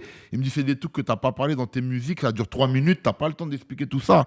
Et c'est comme ça qu'ils m'ont convaincu, les deux journalistes, ils m'ont dit, viens, on fait ton livre.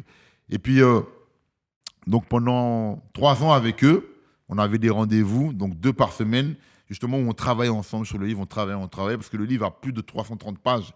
Et c'est comme ça que les deux, Laurent Louis et Dominique, un qui travaille pour Paris Match souvent, et l'autre qui travaille pour Parisien souvent, ils m'ont convaincu. Et on a écrit ensemble avec eux, on a fait ce livre qui est sorti en 2019, voilà, De la rue à la rime, donc qui raconte vraiment ma vie, la musique, mais tout le reste autour, les combats autour, toutes ces choses auxquelles j'ai pu participer, même hors de la musique, quoi, tu vois.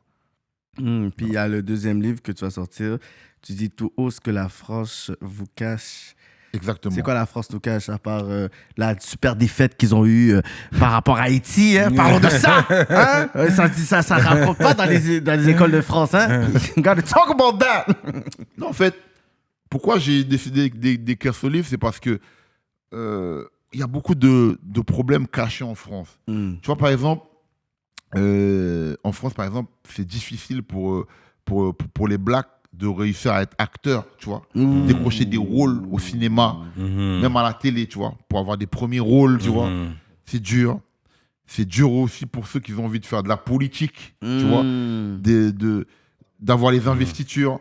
En fait, c'est dur pour pas mal de choses. Je parle des Blacks parce que je suis concerné, mais je pourrais dire aussi les Arabes, tu vois.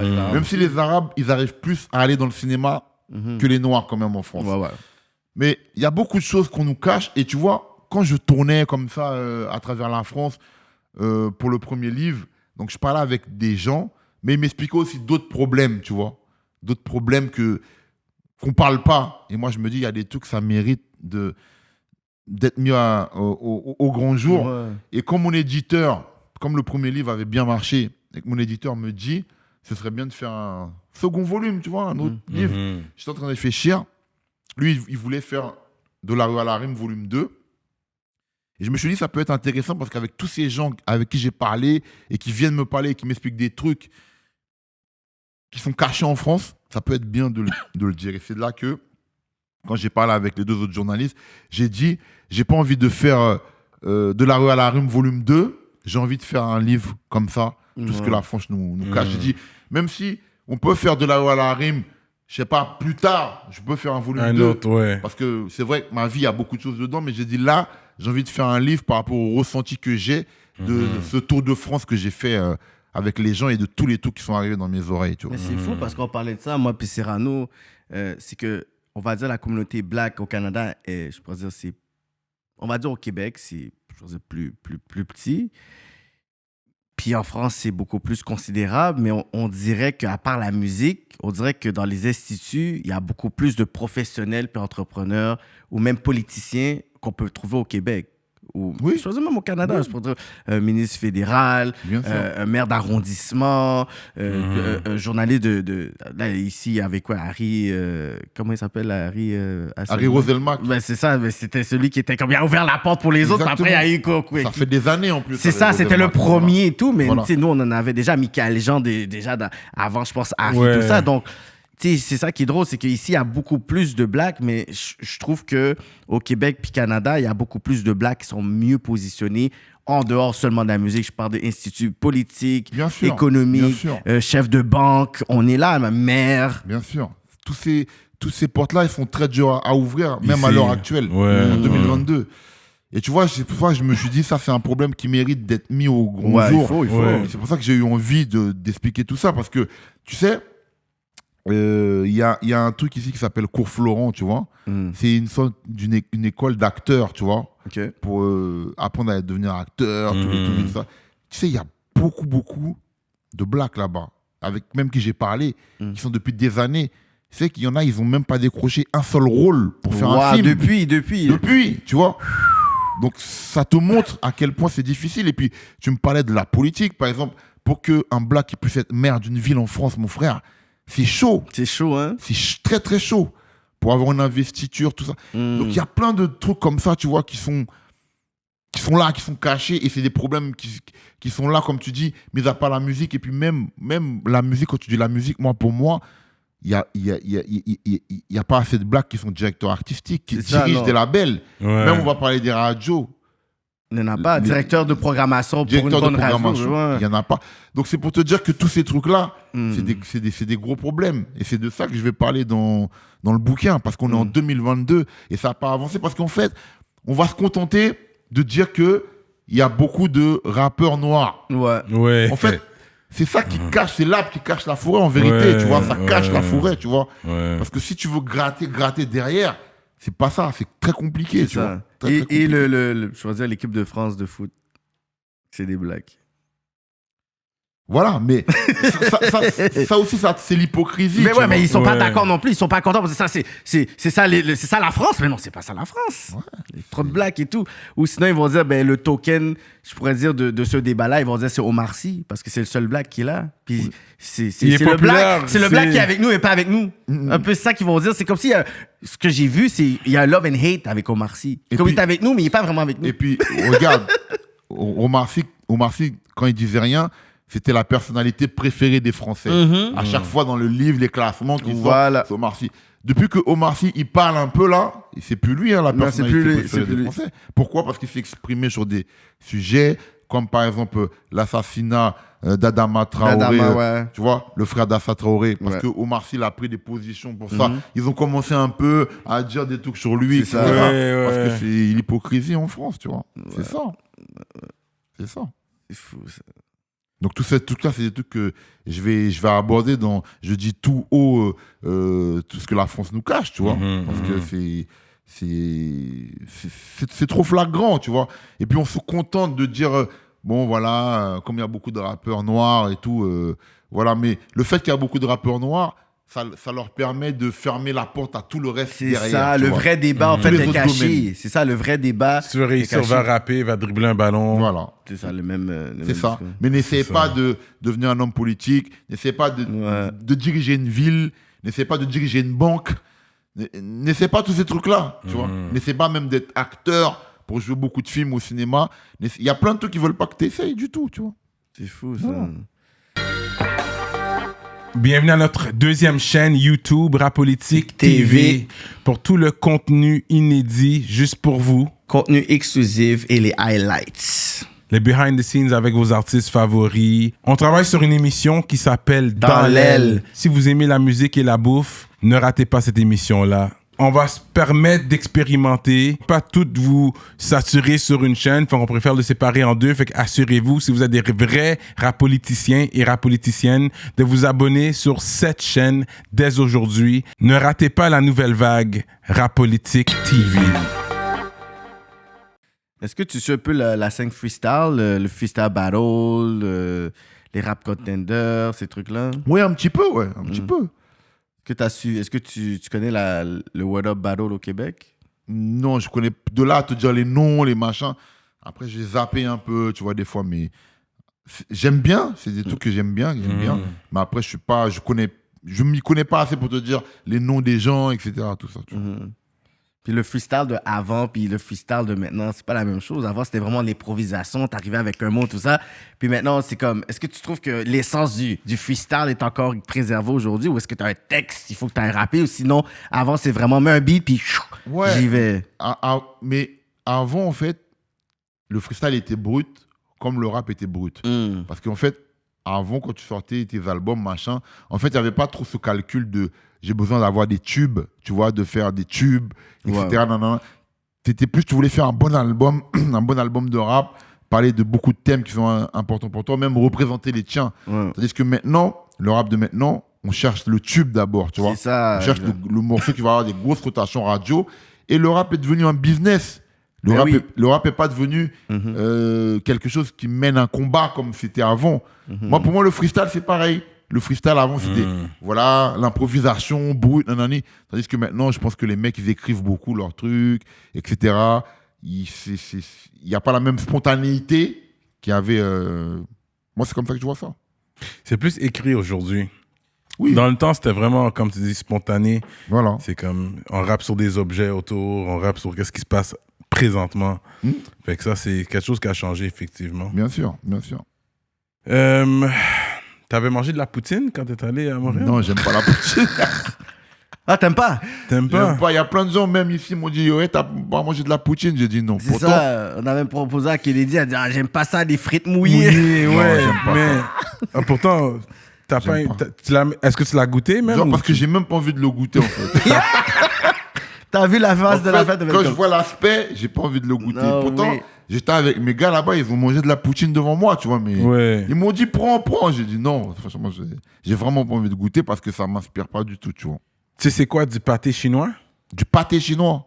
Ben, c'est du pâté, mais chinois. C'est canadien. C'est canadien. Ah, c'est canadien. Ouais. En plus, vous volez les trucs des gens. Mais tu sais comment on fait? Appropriation culturelle. Ok. Un vol au vent, c'est du français ça, le vol au vent? Le quoi? Vol au vent. Le vin? Le vol au vent. Non, tu sais pas c'est quoi. Vol au vent? Ouais. Vol au vent. C'est quoi? C'est une boisson? C'est une nourriture? Non, c'est de la bouffe. C'est une pâte, je pense, avec une sauce à l'intérieur que tu mets. Fait que c'est comme une pâte feuilletée. Right? Et puis ils mettent la sauce par-dessus. C'est genre aux fruits de mer ou peu importe, sauce béchamel, peu importe. Après, les Français adorent tout ce qui est fruits de mer. Donc, il y a beaucoup de plats. Je vois pas exactement lequel dont tu me parles. Mais il y en a beaucoup. Mais je t'envoie des plats comme ça qu'on mange. C'est très canadien, québécois. Là. Il y a un qui s'appelle Hot Chicken. C'est-tu Hot Chicken? Oui, après, si c'est du chicken. Moi, un poule, il y a un problème. Je descendu depuis ces poulets, chicken, là, bon bagaille. Ah ouais. T'as déjà patiné dans ta vie? Ah, il y a longtemps, quand j'étais à l'école, tu vois. Ok, ils donnent des cours de patin quand même. Ils t'emmènent à la patinoire. Ouais. Quand t'es petit, ouais, ils t'emmènent, ils t'entraînent quand même. Tout. Après, bon, c'est pas un truc que j'adore. Franchement, je faisais ça quand j'étais petit, à l'école, mais après, plus tard, quand j'étais grand, jamais j'ai dit, je vais aller à la patinoire faire du patin, ça m'intéressait pas, tu vois. Mais c'est pas un sport ici c'est pas un truc populaire, là. Ouais, franchement, surtout dans les quartiers, en France, je connais pas beaucoup de mecs qui aiment faire le patin. C'est pas ça qu'ils vont faire. Ah ouais, après vous, chez vous, comme vous aimez le hockey sur glace. Ouais, il fait toujours froid. Fait que... Vous adorez ça. Tu vois, même les gars qui étaient avec moi et tout, on mangeait au restaurant, il y a les matchs de hockey, ils regardent ça, tu vois. Les gars, vous regardez vraiment ce qui se passe? C'est pas du décor, ça. Exactement, je voyais que je suis et tout, tu vois. Moi, j'étais en train de manger, je voyais qu'ils étaient en train de suivre. Et puis, à un moment même, ils étaient en train de parler des équipes. L'autre, il dit, ouais, nanani, c'est mon équipe. Non, c'est tout que mon équipe. Il parlait même des joueurs. Et tout. Vous connaissez les joueurs en vrai. Ouais, mais... C'est fou. Nous, on regarde jamais ça en France, tu vois. Ouais, mais c'est le foot ici. Ici, c'est le foot 100%. Le basket un peu aussi. Un peu le basket, ouais. basket, Foot 100%, numéro 1. Ouais. Et puis après, ouais, un peu le basket, ouais. Ouais, Tony Parker. Ouais, Il avait fait une tentative de rapper aussi, tu te rappelles? Il avait On parlait de Booba, il a rappé avec Booba. Ouais, Il c'est avait ça. avec Booba. Il était avec Eva Longoria. Je vois comment tu fais les mains. Est-ce il habite en France maintenant? Est-ce que Tony Parker? Ouais, oui. Je crois qu'il est revenu parce que comme maintenant il dirige... Bon, il a acheté son équipe de basket, mais je crois qu'il s'est associé aussi avec le président de l'équipe de foot de Lyon, là, sur des choses. Ouais. Genre, peut-être pas de l'équipe de foot, mais sur d'autres choses. Donc, il a acheté une équipe de basket? Là. Il a acheté son Ouais, équipe il a acheté son équipe de basket, ouais, ça fait longtemps. Américaine, là, qu'on parle? Non, en ici? France, Ici, sûrement collégial ou... Ok, il y a une équipe ici aussi. Ok, C'est l'équipe de basket qui joue le championnat de basket de France. ok, ah, c'est cool ça. Non, il a une des grosses équipes ici, tu vois. Ok. Ouais. Est-ce que tu sais nager? Je me défends, mais je suis pas un gros, je suis pas un gros nageur, tu vois. Je suis pas le mec qui va nager sur le dos, sur le truc, faire plein de trucs différents, tu vois. Nager normalement, voilà, c'est tout, quoi. Ouais. C'est quoi le plus grand film dans l'histoire de la France, pour toi? Le plus grand film français. Français, ouais. Que des Français, ils ont fait. Ouais. Pour dire, c'est ça, c'est un classique. Quelqu'un qui connaît pas l'historique des films en France, tu vas dire, ok, ça, c'est le classique. Bah, je pense que si tu parles aux anciens, eux, ils vont te dire les films de Louis de Funès, tu vois. Ils vont te dire la Grande Vadrouille, les trucs comme ça. Mais si tu me demandes ça, soit à ma génération ou la génération un petit peu en dessous, ils vont te dire le film avec Omar Sy, Intouchable, tu vois. Intouchable, ben oui. Je veux dire ça, tu vois. Intouchable était fort. Ils ont essayé de faire la version américaine, c'était super pas bon. Ah ouais, j'ai pas Kevin vu. Avec Kevin Hart. C'était pas bon, c'était mauvais. C'était vraiment pas bon. Ouais, non, tu regardes là. Ben, peut-être pour eux, ils écoutaient puis ils ont apprécié, mais nous, on en regarde et c'est pas la même chose. C'est vraiment bon. Il a essayé de sortir de son rôle de comédien un peu. Parce que c'est un humoristique. Lui fait de l'humour. Ah ouais. Donc, il a essayé de faire un film plus sérieux. Je l'ai pas vu, donc ça veut dire que vous me conseillez de pas le voir. Non, s'il vous plaît, non, tu perds 2 heures de temps de ta vie, vas-y. C'est qui tes 3, on va dire, artistes favoris de tous les temps? Là, ça aurait nommé 3 artistes que... Favoris de tous les temps? Ouais, les GOAT, là, qu'on dit. Tes 3 GOAT. Bon, il y a Michael Jackson, parce que ça me parle, c'est mon enfance, tu vois. C'est mon enfance de ouf. Après, il y a Johnny Pacheco. C'est un sud-américain, tu vois. C'est la salsa. Pourquoi? Parce qu'en fait, mon père, il aimait tellement ça qu'il jouait beaucoup ça à la maison. Donc, du coup, je connais beaucoup, tu vois, Johnny Pacheco, tu vois. Ouais. Et puis, il a tellement révolutionné la salsa. Et puis, j'aime la salsa. J'écoute la salsa jusqu'à maintenant, tu vois. Des fois, dans ma voiture, j'écoute des titres. Et puis, après, tu parles d'un seul artiste ou même un groupe, tu vois? Un groupe, ça peut. Et après, NWA. Parce que c'est ceux qui m'ont donné envie de faire du rap, tu vois. Straight Outta Compton. Voilà. C'est eux qui m'ont donné envie, tu vois. Je m'appelle à la Courneuve, j'étais gamin. Je vois les clips d'NWA. En plus, nous, on était petits. À cette époque-là, il n'y avait pas de clip de rap français. C'est ça. On voit ça, tu vois, l'énergie que ça dégage.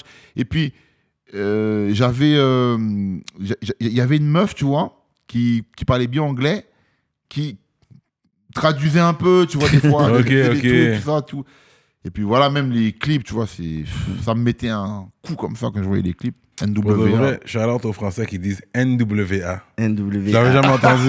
NWA. J'avais jamais entendu ça. Nous, on dit NWA ici. Ouais, NWA. Mais c'est qui le premier rappeur, on va dire, qui a...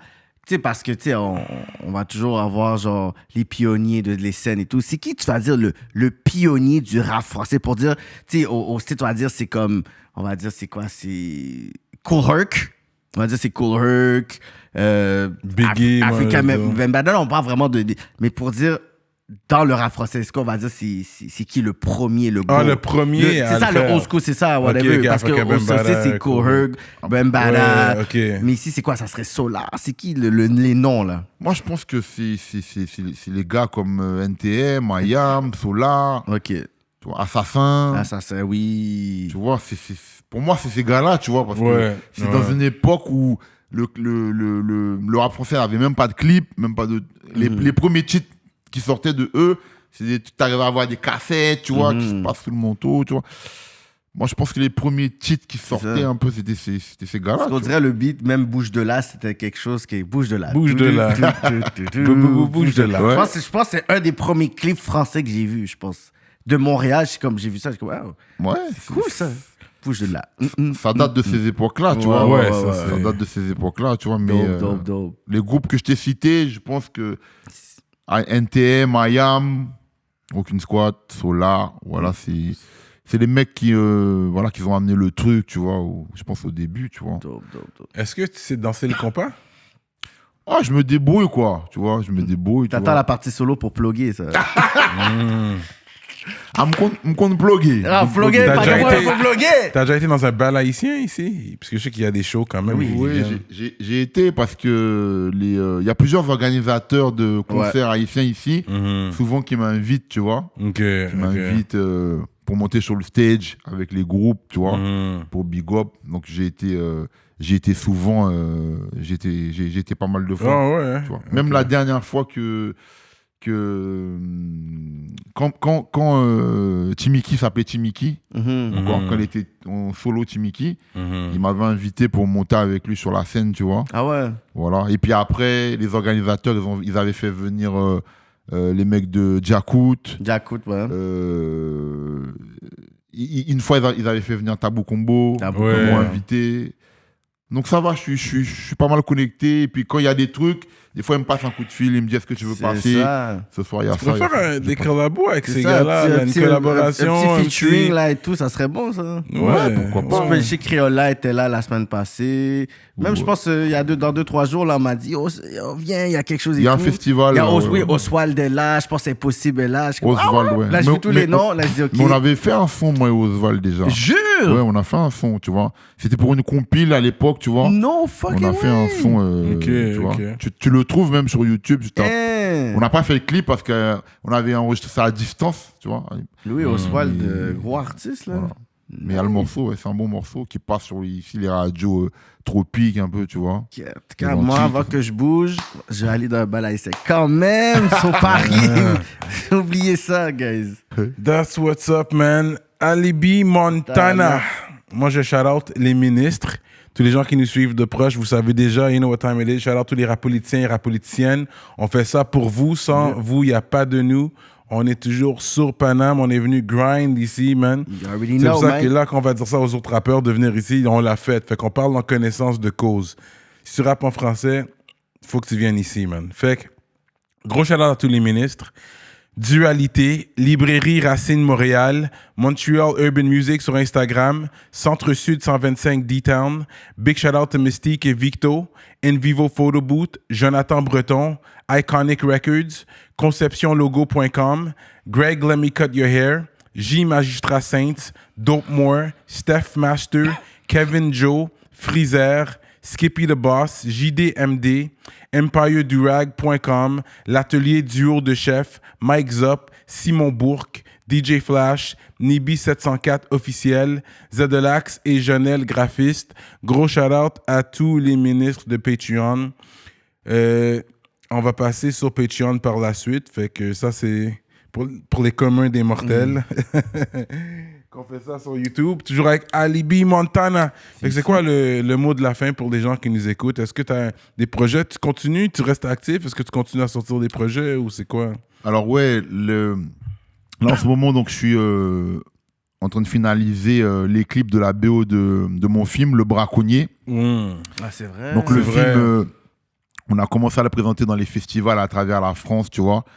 Donc on était à Lyon, on était à Troyes, on était vers Saint-Étienne. Et puis là, quand j'ai été au Canada, donc j'ai tourné le clip du morceau Braconnier Donc avec Alias. Alias, my Shout guy! Shout out to you, bro! Rappeur de chez vous. Rafi, what up too? Donc big up Alias, toute l'équipe, tu vois, les artistes de Chino, tout ça. Yeah, Shout out Chino. Donc on a tourné le clip là qui va être prêt dans quelques jours. Et j'ai fait un deuxième morceau avec Colonel Réel aussi pour le film Le Braconnier. On a tourné aussi le clip. Donc on va sortir les deux clips, les deux titres aussi dispo sur toutes les plateformes. Et puis on va continuer à présenter le film dans toute la France. Et puis en septembre, on fera une grande avant-première pour le film, mais cette fois à Paris même, tu vois. Nice. Et puis après, le film sera disponible sur tout le monde via plusieurs plateformes, tout ça. C'est vrai, on n'a pas parlé trop du film. J'avais oublié cette partie-là. C'est un film indépendant. C'est comment vous avez... Il y a eu des subventions pour faire le film? Alors, c'est un film qui a été réalisé par Sébastien Jiménez. Donc, c'est un comédien lui-même. Hein. Okay. Il joue dans des films, tu vois, déjà dans plusieurs films. Et il avait écrit ce scénario-là. Là. Et puis, il m'a contacté après parce qu'il m'a dit qu'il me voyait dans le rôle L'acteur principal. Non, je ne suis pas l'acteur principal. Okay. En fait, c'est une histoire de braquage. Et on va donner un tuyau à un parrain pour qu'il puisse... justement faire ce braquage. Et Sébastien Jiménez, donc le réalisateur, il m'a dit qu'il me voyait dans le rôle du parrain justement qui va commanditer ce braquage. Et c'est comme ça qu'il m'a contacté et qu'il m'a proposé le rôle. Donc voilà, après il m'a donné le scénario, etc. Le film il s'est tourné entre Lyon, Paris, tout ça. Et voilà, puis j'ai hâte que le film sorte. Il y a déjà la bande-annonce qui est disponible sur les réseaux. Et puis, il y a les deux clips, comme j'ai dit, celui tourné au Canada, celui tourné à Lyon, justement inspiré du film, qui vont sortir. Et puis, les gens, sur toutes les plateformes de téléchargement, ils pourront acheter les deux titres, donc Braconnier, et le deuxième titre, bon, Braconnier fit Alias, et Braco fit Colonel Réel. Voilà. Colonel Réel, ouais. Oh, ouais. OK, puis t'as pris des cours d'acteur pour ça ou... Franchement, j'ai pas pris de cours d'acteur. Voilà. La vie est un film. Spontanéité, le réel. Le réalisateur aussi, c'est un gars qui avait écouté mes albums comme 1260 jours, Numéro d'écrou, Inspiration guerrière, de ce que je parlais dedans, et mes clips aussi. Et lui, ce qu'il voulait, c'était un côté spontané, pas un côté... comme je joue avec des acteurs comme Grégory Gatignol, qui sont des acteurs qui ont l'habitude de faire beaucoup de films, tu vois. Il avait joué dans un film qui s'appelle Les Choristes, par exemple, un gros film en France, tu vois. Et Sébastien, lui, ce qu'il voulait, c'était que je garde, moi, ce côté spontané, pas le côté qui a fait les écoles de cinéma, écoles d'acteurs et tout. Et voilà, et puis il m'a dit qu'il a beaucoup aimé mon jeu, la façon dont j'amène mon personnage dans le film. Et donc voilà, donc bientôt tout le monde va pouvoir découvrir ça. Et puis moi j'ai pris vraiment plaisir à tourner ça. Et puis on a la promotion là, comme je dis, sur toute l'année parce que on va passer dans beaucoup de villes, tu vois. Oui, présenter le film. Voilà. Le tournage a duré combien de temps? On va dire pratiquement 4 mois à peu près. Ça va être disponible sur Netflix, tu penses? Ça va être disponible déjà sur Allociné. Ça, je peux le dire parce que c'est signé. OK. Et puis après, les autres plateformes, je ne peux pas dire parce qu'il est en train de négocier. Allociné, il faut payer pour ça? Il me semble, ouais. Il me semble. Mais après, c'est en train de dealer d'autres trucs, là, mais je ne peux pas, comme ce n'est pas moi qui fais les négociations. Ouais. Voilà. Toi, tu as fait ta partie. Moi, j'ai fait ma partie, j'ai joué et en plus, j'ai écrit la musique, tu vois. J'ai fait les deux titres de la bande originale. Comment tu as connecté avec Alias? Alors, Alias, j'ai connecté avec Alias... parce qu'il y avait des événements que je faisais ici en France il y a plusieurs années de ça et il était là, tu vois. Et puis comme moi je suis quelqu'un de cool, tu vois, qui parle avec les gens, donc on s'est parlé, il m'a parlé par rapport à la musique, les conseils que moi je pouvais donner, donc je lui ai donné et on est resté en contact. Et il y a 1 an de ça, donc j'allais faire de la promo à Marseille.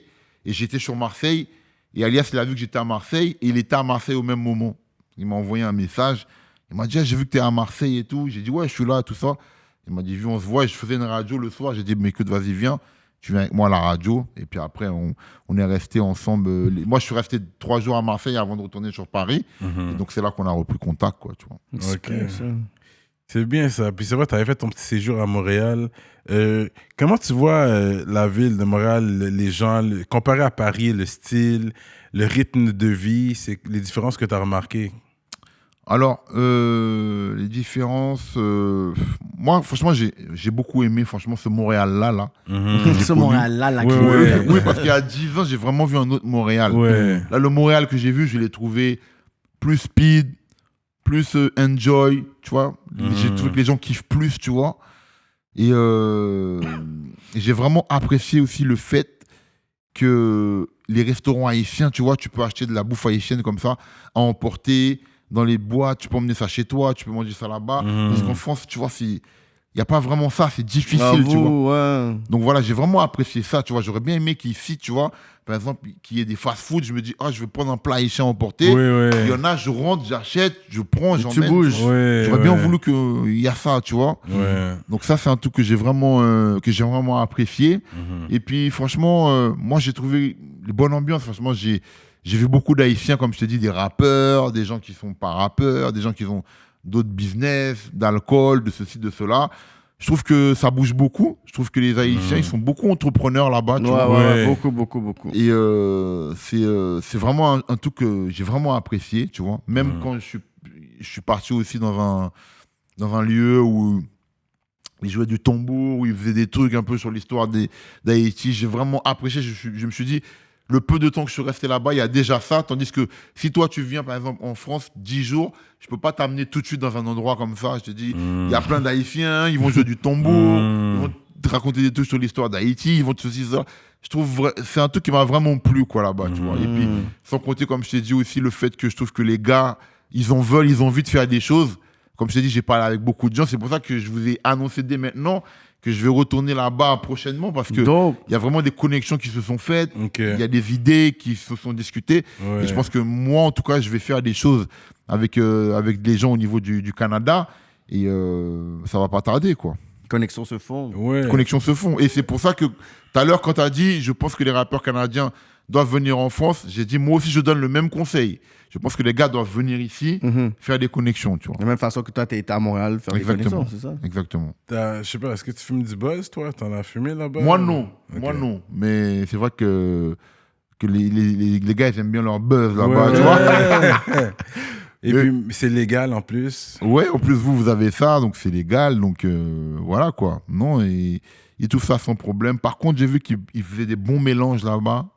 Tu vois, au niveau du buzz là-bas, là, ils le mélangent, tout ça. Voilà, ici, on aime bien, les gars aiment bien l'herbe aussi, tu vois. Donc, c'est plus du shit. C'est plus du shit, mais bon, après, moi, je suis pas un gros amateur, mais j'ai des potes, oui, voilà, qui, tous les jours, quand même, il leur faut. Il y a du shit. C'est ça. Fait que j'ai déjà shout-out les ministres. On va continuer sur Patreon. On va aller voir si on peut pousser plus sur les questions, quoi. Sur les questions plus juteuses. On va voir qu'est-ce qu'il pourra nous dévoiler. Comment il va swerve les questions. Exactement. Mais ça va être sur Patreon. Albi Montana, rap politique sur Paname, Courvoisier, Bijouterie Jamil. What up? We out like that.